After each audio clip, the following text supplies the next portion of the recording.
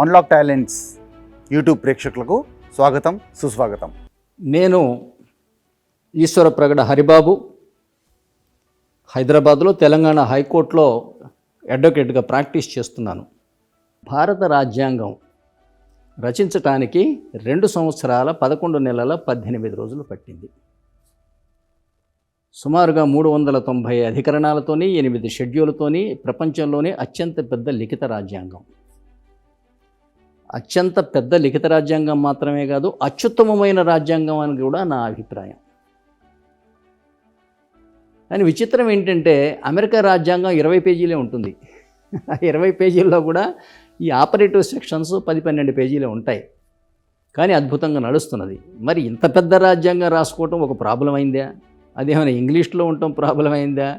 ఒక 20-25 కమిటీలు ఎవరి పాత్ర వాళ్ళు పోషించడం వల్ల ఎవరు ఏం రాశారో అందరికీ తెలియలేదనేది నా అభిప్రాయం. ఈ రాజ్యాంగ రచయితలు అని మనం ఎవరినైతే కొలుస్తున్నామో వీళ్ళు రాసే వరకు బాగా రాశారు, కానీ తర్వాత ఎవరికి వారికి సొంత రాజకీయ స్వార్థ చింతనలో ఉండటం వల్ల ఆ రాజ్యాంగాన్ని విస్మరించారు. రాజ్యాంగంలో వాళ్ళు రాసుకున్నది ఒకటి, చివరికి వాళ్లే దానికి వ్యతిరేకంగా చేశారు. ఉదాహరణకు మీకు 2-3 విషయాలు చెబుతాను. అంబేద్కర్ మహాశయుడు 1937లో లేబర్ పార్టీ ఆఫ్ ఇండియా అని పార్టీ పెట్టుకున్నాడు.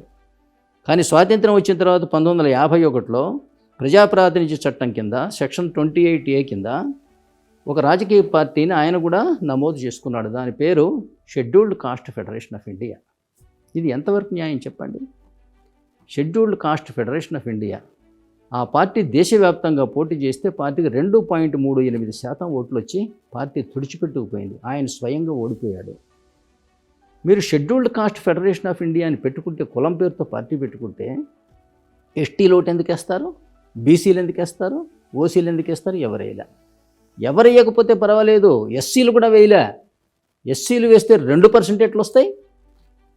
కనీసం 12, 14, 15, 20% రావాలి కదా. కానీ అది కూడా జరగలే. మరి రాజ్యాంగ రచయితలు ఇలా షెడ్యూల్డ్ కాస్ట్ ఫెడరేషన్ అని పార్టీ పెట్టుకోవడం నాకైతే మాత్రం సమంజసం కాదని అనిపిస్తుంది.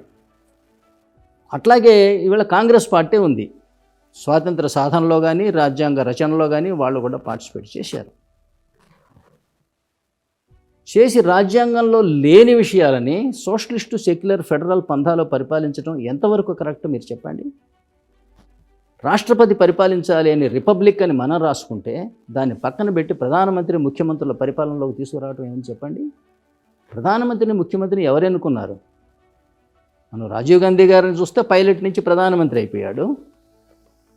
అట్లాగే ఐకే గుజరాల్ కానీ, చంద్రశేఖర్ కానీ, ఇట్లా అనేక మంది ప్రధానమంత్రులు కూడా, మన్మోహన్ సింగ్ గారు కానివ్వండి, ఎవరు ఎన్నుకున్నారు? వీళ్ళందరూ నామినేటెడ్ రాజ్యసభ సభ్యులు. అట్లాగే రాష్ట్రాల్లో ముఖ్యమంత్రులు కూడా వాళ్ళ ఇప్పుడున్న బీహార్లో బీహార్ ముఖ్యమంత్రి నితీష్ కుమార్ కానివ్వండి, గతంలో మమతా బెనర్జీ, యోగి ఆదిత్యనాథ్, ఉద్ధవ్ ఠాకరే, వీళ్ళందరూ కూడా ఆంధ్రప్రదేశ్లో కొణిజేటి రోషయ్య గారు నామినేటెడ్ ఎమ్మెల్సీలు. అంటే అని అంటారు కదా, అంటే నన్ను ఎమ్మెల్యేలు ఎన్నుకున్నారు, నాకు అధికారం వచ్చిందంటారు. మరి రాష్ట్రపతిని ఎన్నుకున్నది ఎవరు? ఇంకెవరన్నా ఊళ్ళో వాళ్ళ ఏంటి?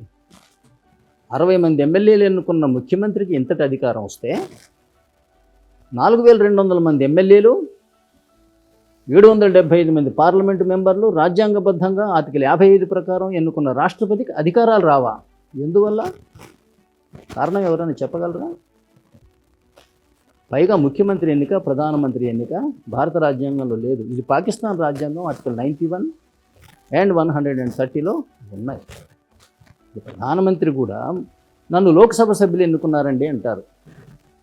లోక్సభ సభ్యులు ఎన్నుకున్నారు, కానీ రాష్ట్రపతిని లోక్సభ ప్లస్ రాజ్యసభ ప్లస్ దేశంలో ఉన్న అందరు ఎమ్మెల్యేలు ఎవరు విస్తృత స్థాయిలో ఎన్నికైనట్లు లెక్క. ఈ విధంగా ఏంటంటే గొప్ప రాజ్యాంగాన్ని రచించుకొని దాన్ని రాజ్యాంగ రచయితలే ఉల్లంఘించారు. అట్లాగే కమ్యూనిస్టు భావజాలానికి, వైలెంట్ హింసాత్మకమైనటువంటి సంస్కరణలకి రాజ్యాంగంలో తావెక్కడది. అయినా కమ్యూనిస్టులు ఒక రాజకీయ పార్టీ, వారికి మతంతో ఏం పని? మనం జస్టిస్, లిబర్టీ, ఈక్వాలిటీ. లిబర్టీలో మనం ఇచ్చింది ఏంటంటే Liberty of thought, expression, faith, belief and worship. అంటే ఆలోచన, వాక్ స్వాతంత్రంతో పాటుగా నమ్మకాలు, విశ్వాసాలు, ఆరాధన. ఇవి రాజ్యాంగ హక్కులు, రాజ్యాంగ పీఠికలో పెట్టుకున్నాము. అటువంటిది వాళ్ళ కమ్యూనిస్టులు, నాస్తికులు తలా ఒక రకమైన ముసుగులు వేసుకొని ఇవాళ యథేచ్ఛగా నమ్మకాలని, విశ్వాసాలని, ఆరాధనల్ని విమర్శిస్తున్నారు. ప్రభుత్వం చూస్తూ మిన్నకుండిపోయి చూస్తూ ఊరుకున్నది. ఇది ప్రజలు ఒకళ్ళనొకళ్ళు తిట్టుకోవటానికి, కొట్టుకోవటానికి హింసకు దారితీస్తున్నది. ప్రభుత్వానికి ఇది తగిన పని కాదు. ఎవరైనా సరే నమ్మకాలు, విశ్వాసాలు, ఆరాధనను విమర్శించినా, మరొక రకంగా వ్యతిరేకంగా ప్రవర్తించినా తప్పనిసరిగా ప్రభుత్వం చర్యలు తీసుకోవాలనేది నా అభిప్రాయం. సెక్యులర్, సోషలిస్ట్, ఫెడరల్ అన్నవేమో కమ్యూనిస్టులు ప్రపోజ్ చేశారు పెడదామని, అంబేద్కర్ గారు వద్దని వ్యతిరేకించాడు. అయినా సరే నెహ్రూ గారు 1947 నుంచి ఆయన చనిపోయారు 1964 వరకు సోషలిస్ట్, సెక్యులర్, ఫెడరల్ పంథాలోనే దేశం నడిపించారు. ఆ తర్వాత 64 నుంచి 1976 వరకు ఇందిరాగాంధీ గారు కూడా అదే పంథాలో నడిపించారు. చివరికి దాన్ని చట్టబద్ధం చేయటం కోసం 1976లో 42వ రాజ్యాంగ సవరణ ద్వారా వాటిని రాజ్యాంగ పీఠికలో పొందుపరిచారు. కానీ దురదృష్టం ఏంటంటే ఆ సెక్యులర్ భావజాలానికి ఆమె ప్రాణాలు కోల్పోయారు. ఆపరేషన్ బ్లూ స్టార్ పేరుతోటి సైనికులకి అధికారం ఇస్తే వాళ్ళు బూటు కాళ్లతోటి స్వర్ణ దేవాలయంలోకి ప్రవేశించారు. సిక్కుల మనోభావాలు దెబ్బతిన్నాయని భావించారు. ఆ కారణంగా ఇందిరాగాంధీ గారు ప్రాణాలు కోల్పోవలసి వచ్చింది. అట్లాగే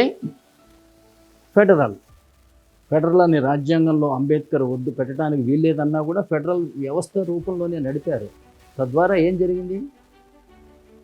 తమిళనాడులో కేంద్ర ప్రభుత్వంతో సంబంధం లేని ఒక ప్రాంతీయ పార్టీ అధికారంలోకి రావడం జరిగింది.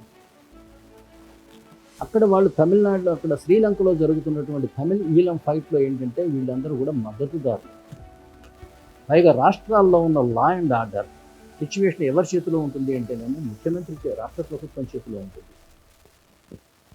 ఈ నేపథ్యంలో ఎన్నికల ప్రచారానికి వెళ్ళినటువంటి రాజీవ్ గాంధీ గారి 1991లో తమిళనాడులో హత్య చేయటం జరిగింది.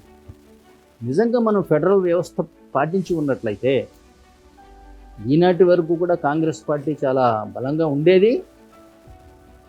రాజీవ్ గాంధీ గారు అయితే రాష్ట్రపతిగా ఉండేవారు, లేదా వుడ్ బి రాష్ట్రపతిగా ఉండేవాళ్ళు.